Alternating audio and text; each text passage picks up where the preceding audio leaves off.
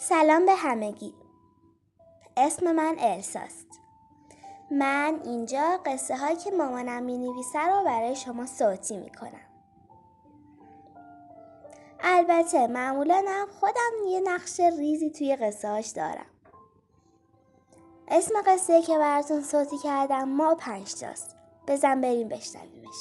امیدوارم با ما همراه بشید. ما 5 تا. بالاخره تابستان شد. فصلی که ماها منتظرش بودم. خانواده‌ام به قولشون عمل کردن. تعطیلات تابستانی در کلبه جنگلی. ما 5 تا.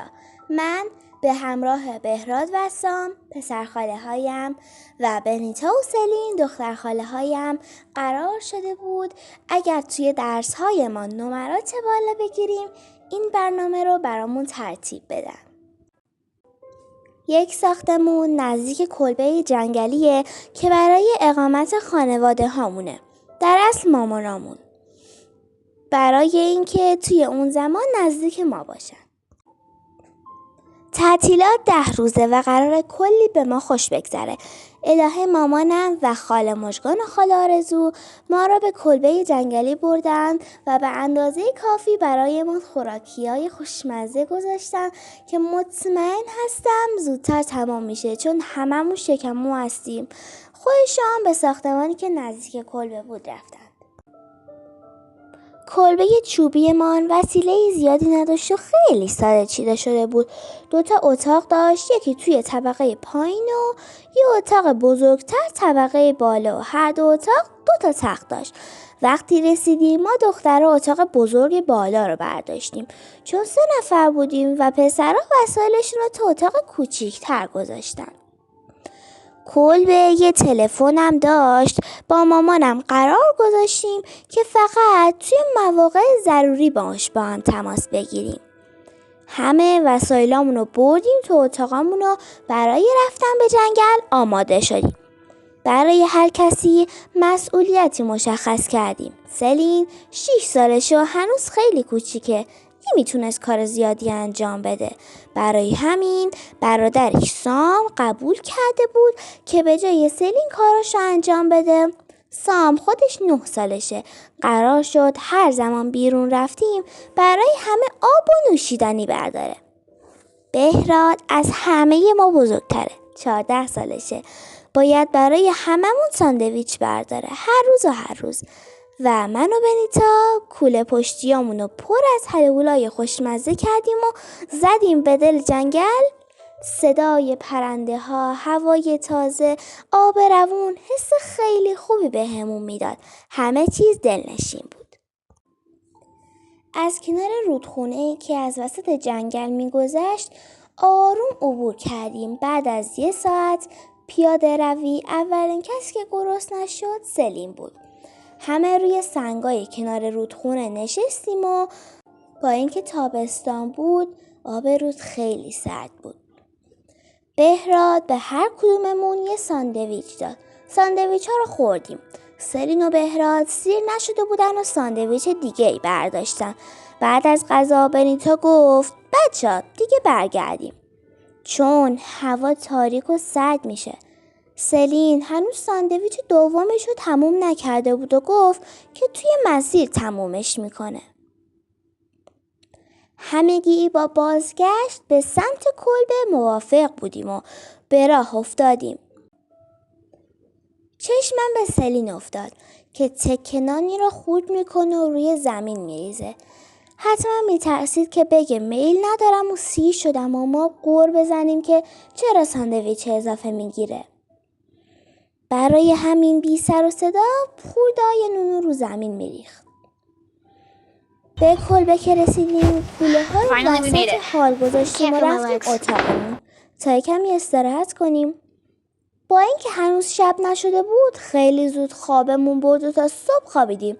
فقط یه بار خاله مژگان مامان سام و سلین ساعت 9 شب زنگ زد که از احوالمون باخبر شه. من خوابالو جوابشو دادم. صبح زود با صدای پرنده ها بیدار شدیم و قبل هر کاری توی نوبت برای رفتن به دستشویی ایستادیم. دستشویی یا حموم طبقه بالا بود و طبقه پایین یه روشویی کوچولو داشت. کوله های ما هنوز وسط حال بود. باید حتما یه قانون برای نظافت وضع کنیم، مگر نه تا آخر تعطیلات نمیشه اینجا چطور رو با بارش پیدا کرد. من و بهراد مشغول جمع کردن و مرتب کردن کوله ها شدیم. غذاهایی که از دیروز تو کوله مونده بود خراب شده بود و بوی خیلی بدی گرفته بود و نوشیدنی ها هم که همشون گرم شده بودن داخل یخچال گذاشتیم. هله هوله و سایر خوراکی هایی که خراب شدن نبودن داخل کابینت ها گذاشتیم. آشپزخونه 2 کابینت کوچیک روی زمین داشت. یه یخچالم داشت. اینجا حتی گازم نداشت. البته اگرم داشت ما اصلا اهل درست کردن غذا نبودیم. بنیتا و سام برای صبحانه 2 بسته کوچیک نان و کره و عسل روی میز توی حال گذاشته بودن. برای هممون دور میز صندلی نبود. 4 صندلی دور میز گرد کوچیکمون بود. همگی مشغول خوردن صبحانه شدیم که ناگهانم متوجه شدم که سلین نیست. گفتم بچه‌ها سلین کو؟ سام خنده کنان گفت میبینم هممون دور میز جا شدیم. بنیتا گفت من زودتر از همه بیدار شدم. از اتاق اومدم بیرون، سلین و منم ندیدم. صدای پرنده ها هنوزم داشت می اومد. از پنجره آشپزخونه بیرون رو نگاه کردم. دیدم سلین روی تخت سنگی مقابل کلبه نشسته و یه بسته نون توی دستش داره و در اطرافش انواع و اقسام پرنده های کوچیک و بزرگ، همگی زیبا و رنگارنگه.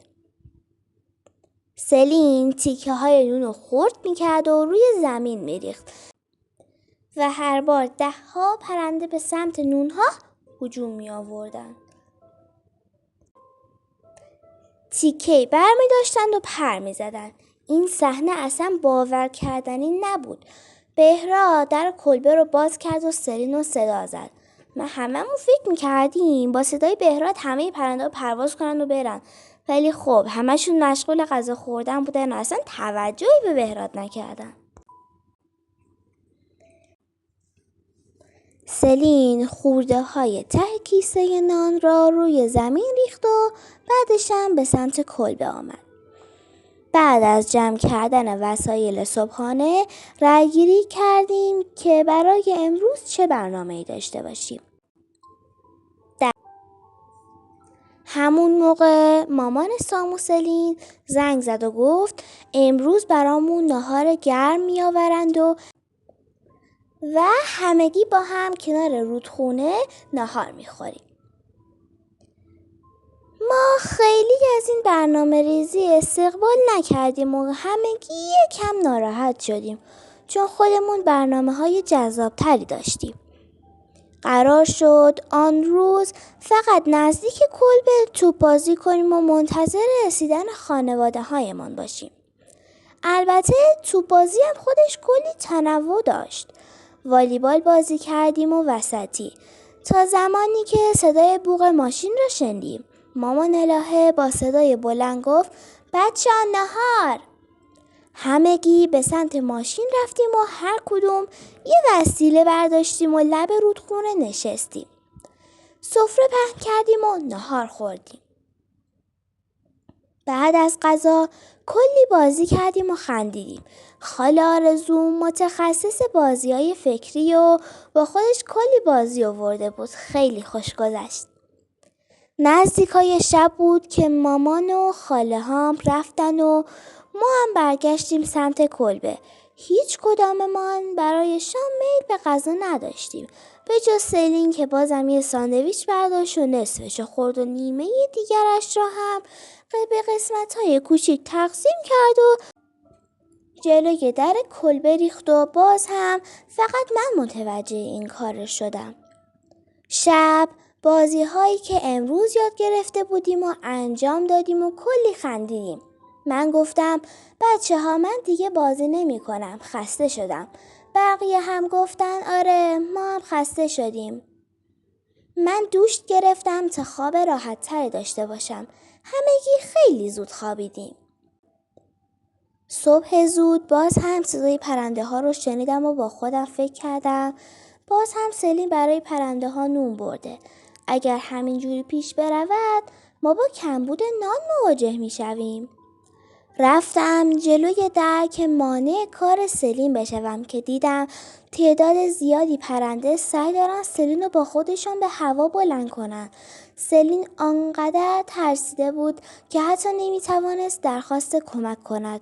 داد زدم و از بقیه کمک خواستم. پشت سر هم داد میزدم کمک کمک. دویدم و سلین را محکم بغل کردم. تعداد پرنده ها بیشتر و بیشتر شد تا اینکه ما از روی زمین به طرف آسمان بلند شدیم. خب دوستای قشنگم، بقیه این داستانو توی قسمت بعدیش براتون میخونم.